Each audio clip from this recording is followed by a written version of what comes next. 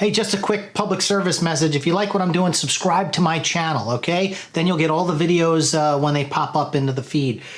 But Ghostbusters 3, so I don't know.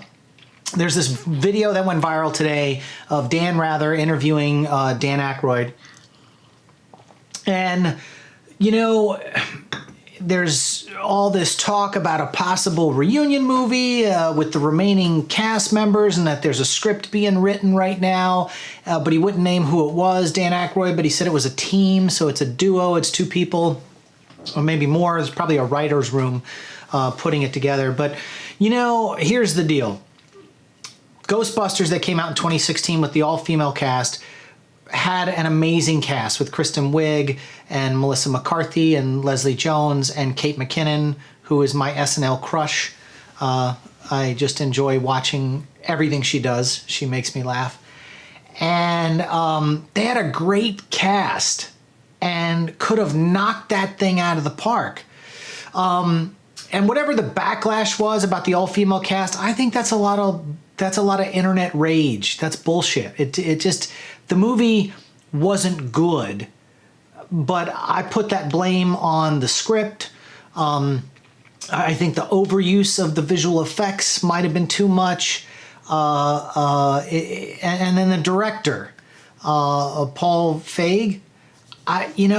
Look, Harold Ramis and Dan Aykroyd came up with the original Ghostbusters, and Ivan Reitman directed that first film. Now, I know Ivan Reitman was involved with the 2016 version as a producer or something like that, but I just don't think Paul was probably a strong enough director to really do this thing right. And then from a producer standpoint, Dan Aykroyd had made a comment in his video with Dan Rather that the budget was too much. And I said that shit as soon as I saw what the budget was. It was like 140 million plus. And I was like, that's a lot of money. You know, it's not Star Wars where, you know, all the prequel films cost 150 million to make.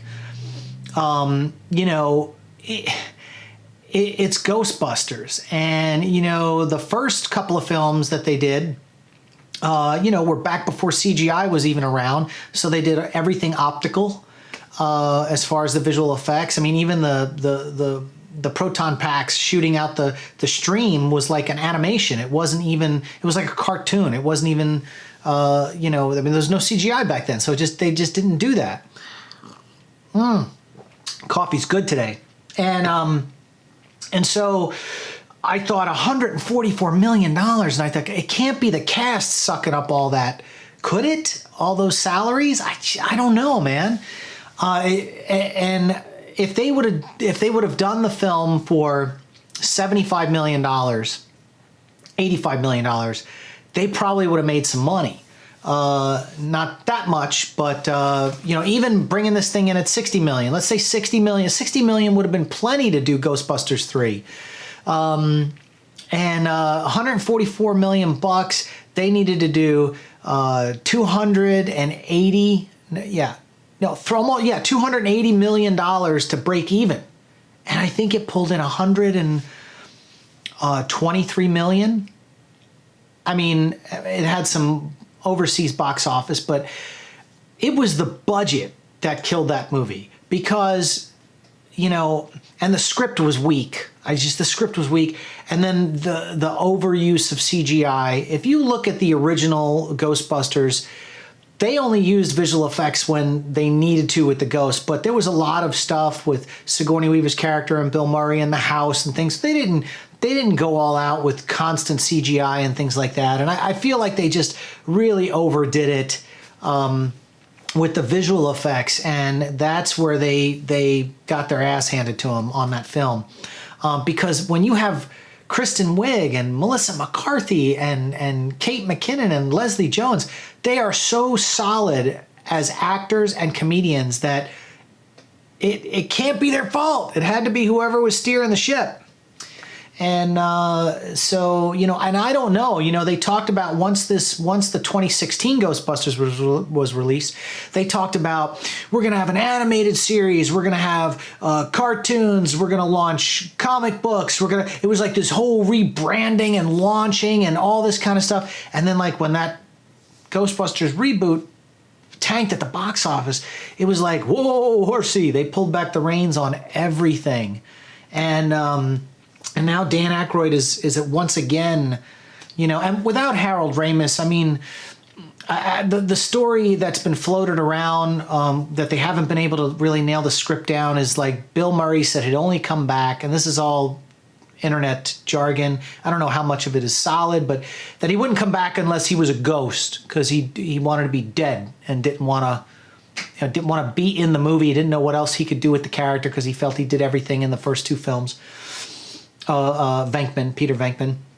And he, you know, and so there was this whole thing where like they had to go down to hell, and then they needed Venkman as the ghost to come in and help. The problem is now Harold Ramis has passed away, and so now you've just got Ernie Hudson and Dan Aykroyd left and Bill Murray. So like if they do something, you know, I don't know. And it was nice that all of those guys had their cameos in the 2016 reboot.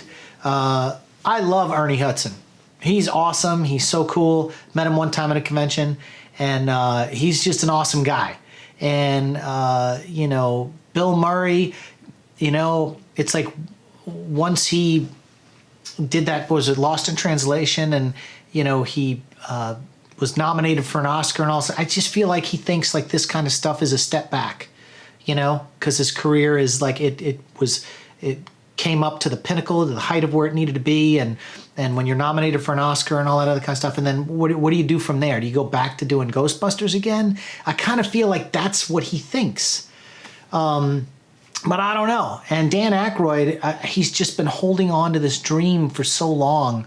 And I get it, because I've got projects that are close to my heart that I've got a script that I've been pushing, and I'll have new writers come in and work on the script, and I've been pushing it and shopping it. I've got an agent shopping it around, all this kind.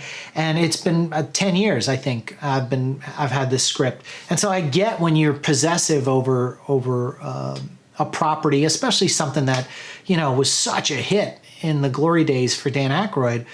I would love for them to do a Ghostbusters. I just think it's run its course. I feel like doing it now, it's not like Star Wars where you can kind of reinvent this thing. They put forth the effort. They tried to reinvent the wheel. It didn't work. It wasn't successful. People didn't really latch on to it. Everything else has stalled that was in development. So I don't know. I don't know, but everyone's talking about it. I wish Dan the best if he can get this damn thing made.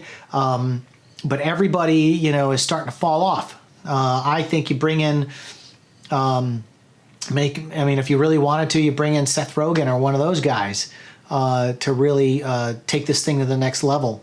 But you really, you know, you got to get the right director in there. And so that's it. That's what I'm thinking. I saw the video, but, you know, at the same time, it just feels sad that they're just still trying to get this damn movie made. And I remember hearing one last note on this was like they had sent a version of the Ghostbusters 3 script to Dan Aykroyd, and it came back shredded in a box. Now, I don't know if that was just a rumor or something that had gone viral because he didn't want to do it. He thought the script was crap, and so he sent it back shredded. I don't know. Or he didn't even read the script, something like that.